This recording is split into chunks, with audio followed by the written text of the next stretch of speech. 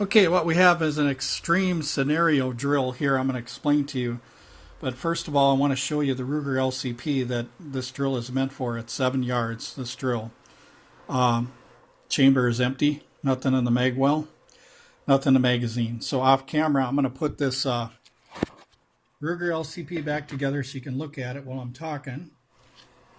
And basically what this drill is an extreme drill for somebody that has the Ruger LCP and they decide they're just going to carry one magazine. And they might have like some loose ammo in their pocket, okay? Because they're new to the LCP, they only have one magazine, they can't afford to get one. But during the week, when they make this new purchase, during the week after making this new purchase, let's say something happens, like an extreme situation, they've got the gun, they've got only one magazine, so you got 7 rounds. How do you make the best of these 7 rounds? So this drill is going to be based on 7 yards. It's going to be based on combat accuracy, not precision. Combat accuracy, meaning we're going to have 2 hits to the heart for each attacker, okay? Usually in a private defense situation scenario, if you have cover, what you would do is you would go after the first person as you're trying to find cover and get to cover and shoot. You wouldn't go chasing these other bad guys. Generally what happens is when the gun is pulled out or you fire one shot, generally all 3 of these would take off.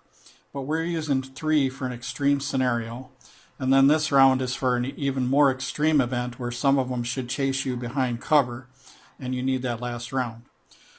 So to start, what we're going to do is, here you are, you're going to slice the pie, but what you're going to do is you're only going to put 2 shots to the heart in this target, but you're not going to expose yourself to targets 2 and number 3. So this is just the opposite of competition shooting. You're not out in the open where these other targets could possibly hit you while you're trying to incapacitate the first target.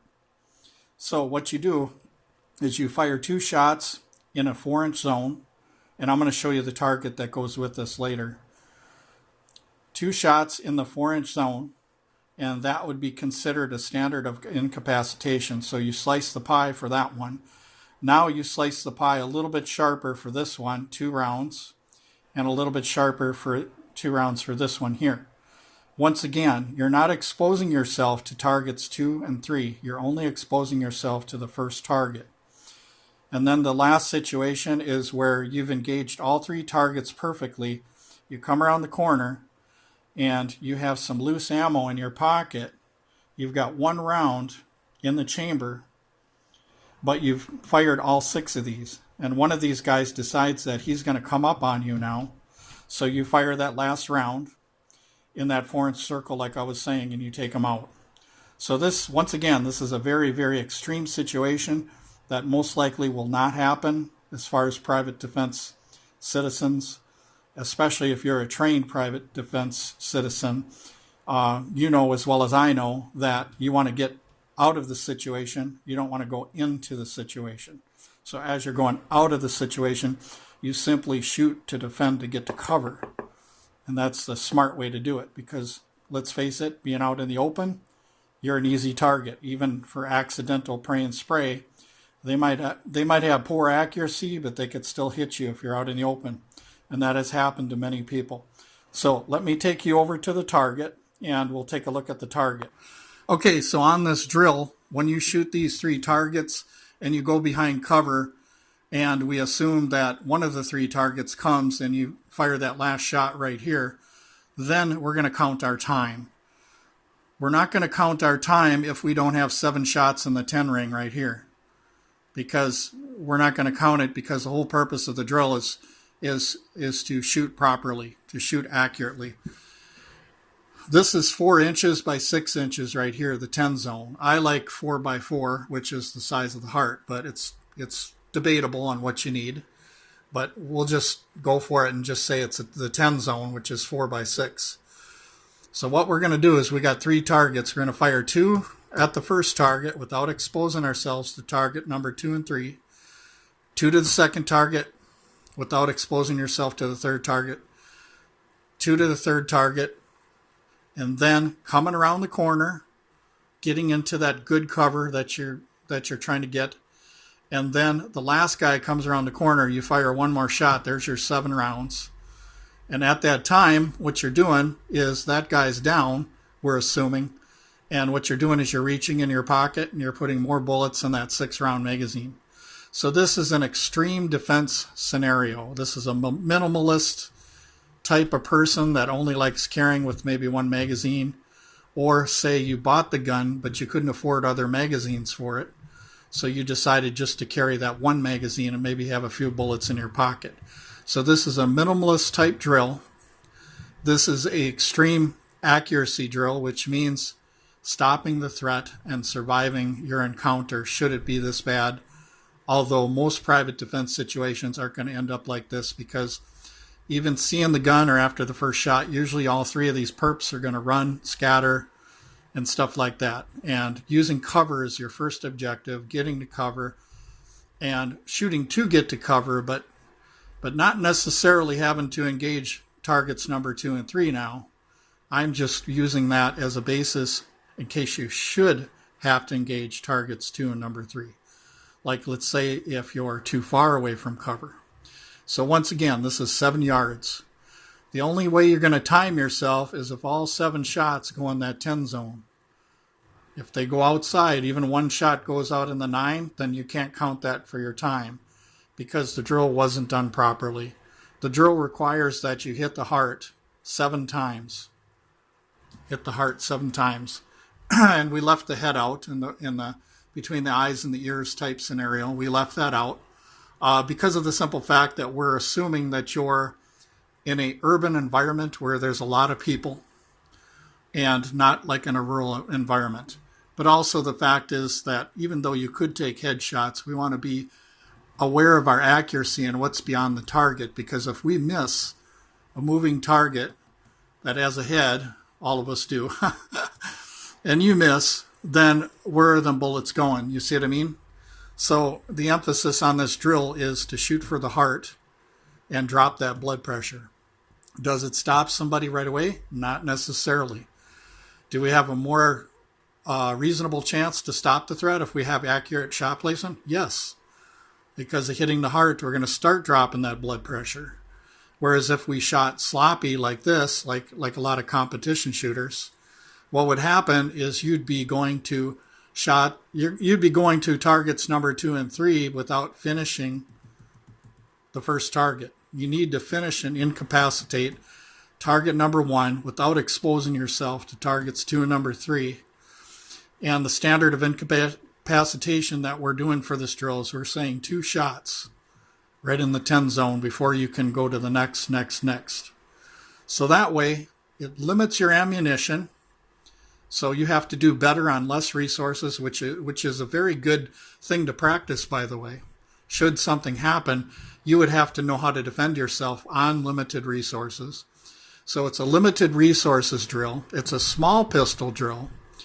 It's 7 yards, and it demands that you have incapacitating shots. So this is way different than competition shooting, where the emphasis is on speed, where you sacrifice accuracy, where you sacrifice stopping a threat and incapacitating or dropping that blood pressure.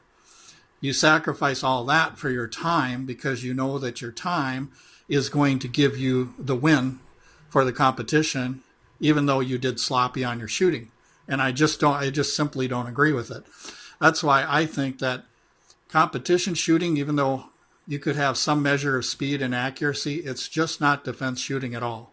It's completely different from defense shooting. You could take some elements out of competition shooting that might help with the defense situation, but it's not defense shooting. It's totally different because of the fact of how they score, what they allow as far as incapacitating shots isn't ideal. It's okay, but it isn't what we want. We want to survive our defense situation. So we want to have the best standards we possibly could have to survive that defense situation. And the best standards is hitting a vital organ like the heart or in between the eyes and the ears twice, so that we know that there's going to be an incapacitation, if not immediately, that it would some that would somehow come soon, and that's what we hope for. But at the same time, we're only working on one threat at a time. We're not doing like competition shooters where you take 2 shots, let's go to the next, let's go to the next, let's go to the next. Okay? You're focusing, you can only kill one person at a time is what I'm saying. You can only take out one threat at a time. You can only incapacitate one threat at a time. If we don't have any standard of incapacitation of 2 in the 10 zone, then what that means is at the time we're exposed out in the open to targets number 2 and 3, he could be shooting back at you, which means that you're going to get killed even though you're lightning fast and a competition shooter. So what we need to do is we need to focus on only one target at a time, incapacitate that target, then move to the next, then move to the next. Slicing the pie, only exposing ourselves to target number 1, only until we have that standard of incapacitation met. Then we slice the pie, exposing ourselves to target number 2 only, not target number 3 now. And then after we take him out, then we go to target number 3. See, now this is one of the problems in shooting sports is because they have so much of an emphasis on time and speed and stuff like that, that they sacrifice accuracy, they sacrifice a standard of incapacitation in real life just for the benefit of looking impressive because of the stopwatch.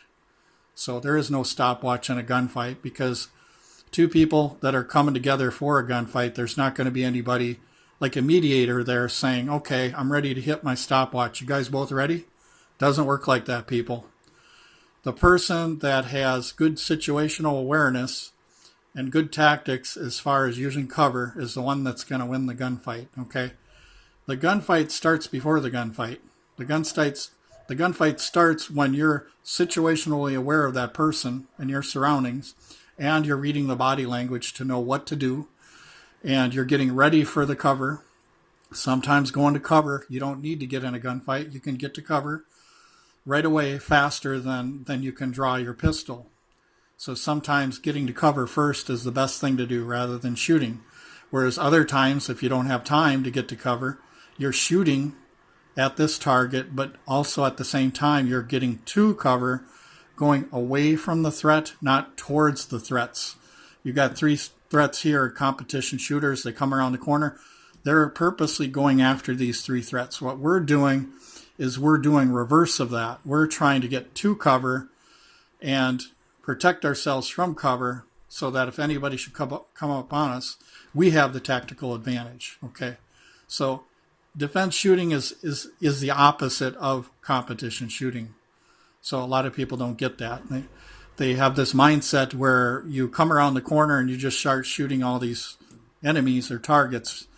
That's really not what you need to do. I'm just giving these 3 targets for an extreme scenario where you might not have adequate cover within that 7 yards, or you have to run to cover to protect yourself and shoot on the move and then protect yourself in that manner.